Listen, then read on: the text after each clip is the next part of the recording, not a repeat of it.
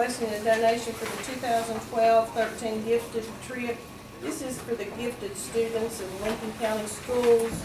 The whole trip is $5,876. Last year we gave them $1,000. Here's a verification of what we gave them last year.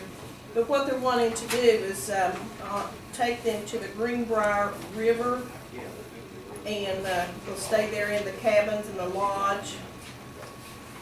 In your package, you'll see that they're going to go to Drew Mountain Battlefield State Park, Cranberry Glades Botanical Area, the Cranberry Glades Visitor Center, Beartown, Highland Scenic Highway, the Greenbrier River Trail, and the Pearl S. Buck Birthplace. We give them 1,000 last time? Yes. Do I have a motion to give them 1,000? I move that we give them $1,000. Second. Second. Is that all yes? Yes. Give them 1,000. Okay, next thing we have is from the assessor. And you all have a letter in your packet. It says where he's remodeling his, or giving his office a facelift. And as you all know, hopefully you've seen where he has already painted the offices and things. And he's wanting to remove the old carpet, and it is bad, and replace it with laminate flooring. He does have two bids here. One is from Lowe's and one is from Andy Williamson. And it says, it's my preference that we make the decision to select Mr. Williamson for the job for two reasons. He is less expensive and he is local. Thank you for taking the time to consider this project. Should you have any questions, contact him. And Andy's bid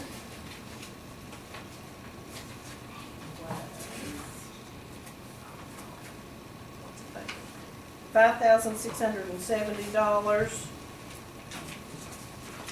And Lowe's, the total package was like $12,000 and something, but that was material and labor, $12,493.90. Labor was $5,737.36. I move that we accept the recommendation of the assessor. Is there a second? Is that all yes? Yes. As we're doing this, this is kind of being done the same way we did the sheriff's office. This is an extra to what the budget, things like that. We need to keep because I'm going to bring up something here in my concerns about the judges' chambers too, but I'd like to get some idea of where we're at on this spending as far as, keep a running count of it, and maybe, the commission needs to talk about how much, what number are we looking at as far as what we can afford with the budget and not afford, because, I know it needs to be done, and it looks really good what they're doing and things like that, but I'd really like to have some idea, or at least the commission has some idea of the total cost of these renovations ahead of time kind of thing, so we can anticipate what to do with the budget. Build our budget in March, we should talk about it. Right. And talk about anyone that gives contributions to anything. Yeah, we'll need to set up some kind Yeah, of we're kind of criteria. low on our contributions right now. Yeah, that's what it Just looking at it. But we can always transfer it. Okay, next thing on the agenda is Tommy Agins with the Porter G Regional Development Authority.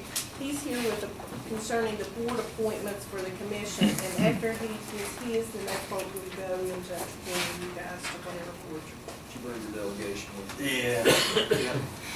Yeah. That's Josie and Dylan, by the way.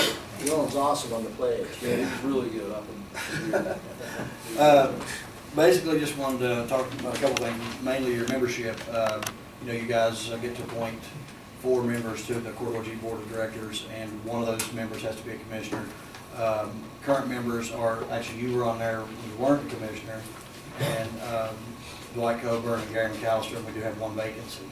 So at some point, one of you all need to be, We're going to do that tonight. okay, appointed, so it'll be you, so I'll get all your contact information from Judy. And then that also leaves you with 1 vacancy to appoint, just anybody from the general public that, that you feel like would show up at the meetings and be, the attendance is the main thing.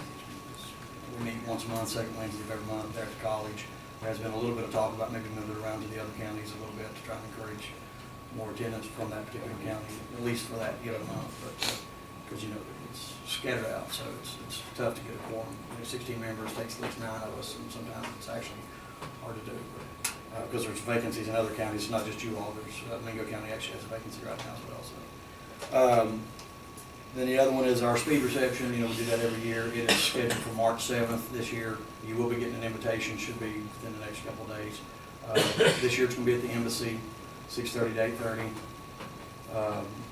We've, you know, moved it. It's usually in February, but since the inauguration and everything got pushed back a little bit, so it's in March this year, and we changed the location from the Marriott to the embassy.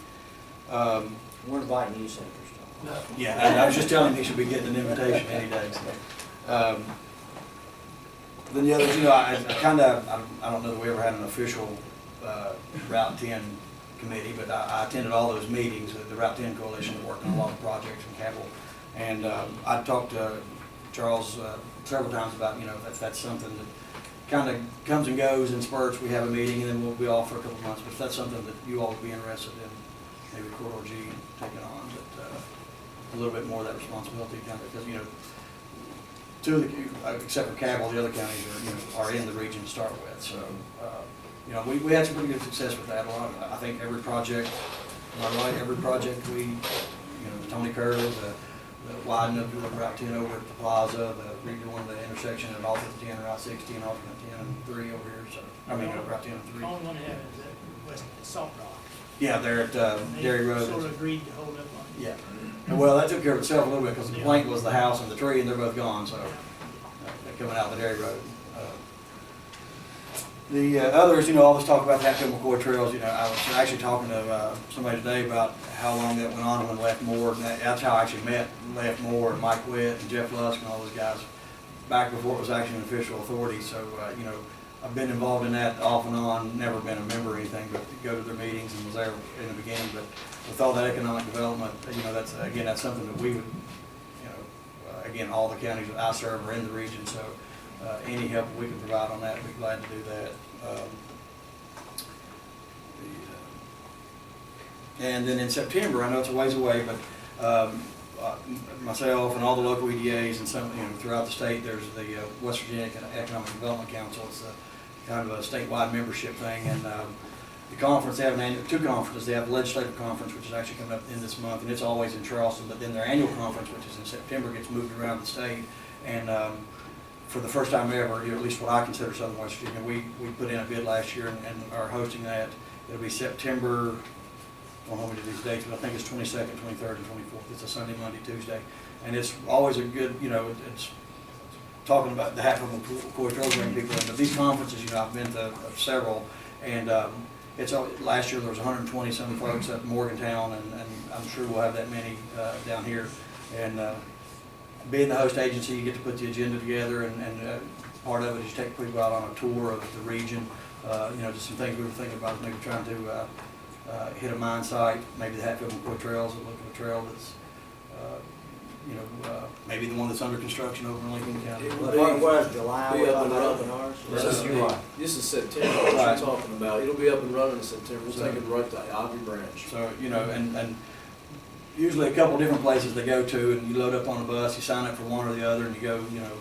The other thing is the driving tour. You know, there's a lot of things to see. You know, there's Wire Mountain and Devil Anse, Hatfield Gate, and, you know, the wall down at Make One, you know, just all kinds of stuff. So, but again, we're excited. I mean, like I said, it's not necessarily an economic project, but it does bring the people from the other part of the state into our region. And like I said, I've been here for 5 years and worked at the Lincoln EDA since, you know, starting in '94, and it had never been in our neck of the woods. So we're glad to be hosting that this year. I think, I mean, there's other stuff I'll get with you, Commissioner Vance, about getting going to the board and talk about some of the projects and kind of catch up with what we've been working on and whatnot. So, and again, I don't know, are y'all appointing 2 members tonight or just? It's just, Okay, so,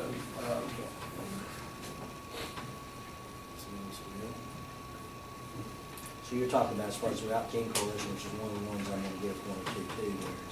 They're basically looking, Corridor G's kind of looking at whether they can do that for us. well, I mean, you know, like I said, it was never an official committee, and I went to, you know, almost every meeting, and I know that while it wouldn't be something Corridor G you know, necessarily was worked on, but it would, I wouldn't care to take on, you know, that role to help with that a little bit. I mean, always looking for stuff to work on. Like I said, I was at almost every meeting, and you know, we moved those around as well. You know, we've got several here in Cabell County, Logan, and I wouldn't care to take on, you know, more of that responsibility, getting that group together more often. Like I said, it comes together.